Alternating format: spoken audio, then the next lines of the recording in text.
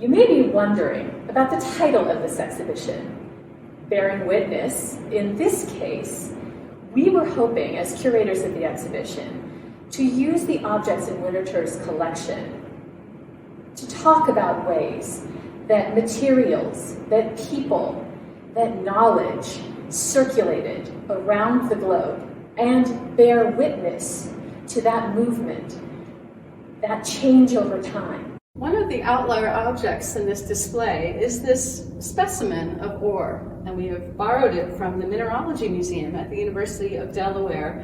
It's here to represent a hard-won natural resource that is gained by mining and refining. And this is not only specialized metallurgical knowledge, but also lots of labor. And it's reminding us here that there was indigenous expertise in the Americas for silver mining before the Spanish colonial investors got involved. But once the Spanish mining and extracting businesses, and really their great industrial networks got going, the presence of silver as a refined metal, whether it was ingots or whether it was coins, became global. So why silver?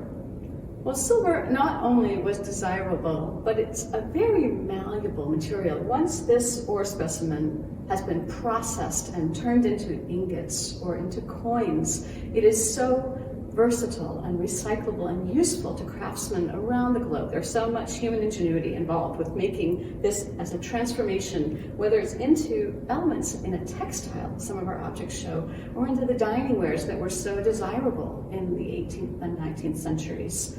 And so we study this as a material that, just in these cases, that lets us ask questions about its function, its role, its use, its boundaries that it crossed, whether they were physical boundaries or metaphorical ones, and its values that it acquired in different cultures on its journeys. You may be wondering, silver in textiles? And you're probably hearing us say that a lot, you may be wondering, because we're asking questions. We do wonder these things. We don't know. We're hoping that it will involve you in this conversation too, when you come in to look at these objects. So, in the case of the silk and silver textiles that you see behind me, silver and textiles is something that doesn't readily come to mind, but when you start to really look, like I did, you notice it everywhere. And what I love, and why I chose the piece that you see on the back wall, is because it was once covered in delicate strips or lamellar plate silver. As Anne was talking about, the silver it's malleable. You can do a wide variety of things with it. And in this case, they drew it out very fine and thin, and then wove it into the entire surface of this silk textile. The silk itself also documents the same movement of goods and knowledge, because it could have come from China, or Turkey, Iran, or Italy. And it was woven, and could have been woven, in any one of those places. So what we're doing with this exhibition is inviting conversations about this movement, this global movement of goods, of expertise, of people themselves. We're hoping that this will involve you in asking questions too. One of the other movements of goods and people is from private spaces to public spaces. And that's why I love this little casket, which is a kind of fancy box that would have been made by a young girl in the last quarter of the 17th century. So think 1675 or so, 1650 to 1675. And it's entirely covered in silk thread. We've been talking about silk and its movement around the globe. But once she worked it, she would have taken it to someone to finish it.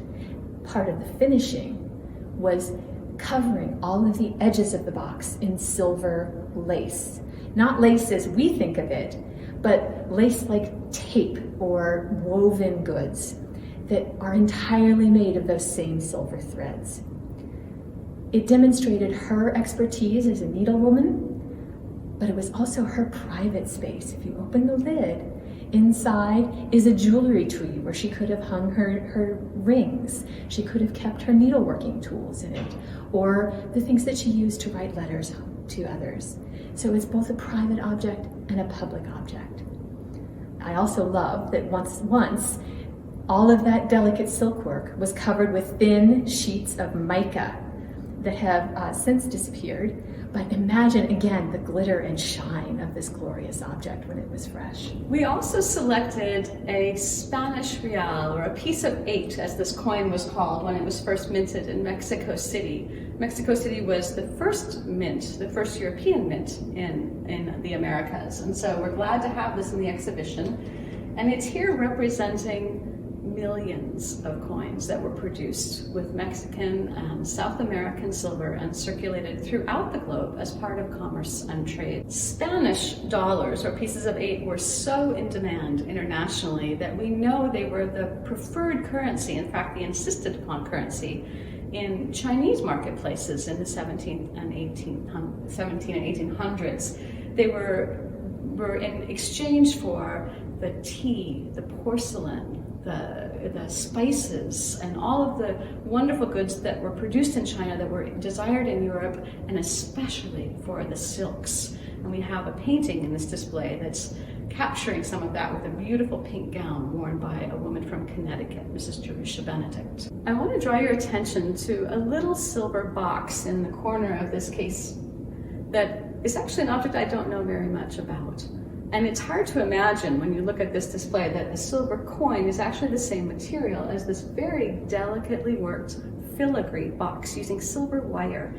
Silver wire technique in wonderful repeated patterns and designs that actually came to China and became an imperial silver working technique from the Silk Route, from Mesopotamia, from India. So the technique, the transmission of how to use silver wire in this type of decorative application was something that came into China, and yet here it's being used in a box, a lid that opens with some jade carved on the top of it, as an object for European customers who were coming to Canton and buying, in some cases, Chinese export silver, as well as all the other wonderful goods that were coming back to European markets from that trade.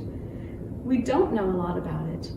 The question about having such an elegant and decorative, almost a piece of jewelry for your table, and its function are questions that we're still exploring, but it does invite us to think about transmission of knowledge, of craft knowledge, of materials. Again, this is Spanish dollar, most likely being melted down and repurposed into a wonderful form of Chinese silver making of the 18th and early 19th centuries. So you can see that we're learning by zeroing in on just a specific material like silver, or even the techniques that were used with silver in different artists' hands, helps us actually widen our lens and really explore across boundaries, across times, and looking at objects in motion in ways that we don't always imagine when we're thinking about history. So we invite you to come in and to enjoy some of the questions that we are asking in materials, but bringing your own, being part of this discussion and conversation.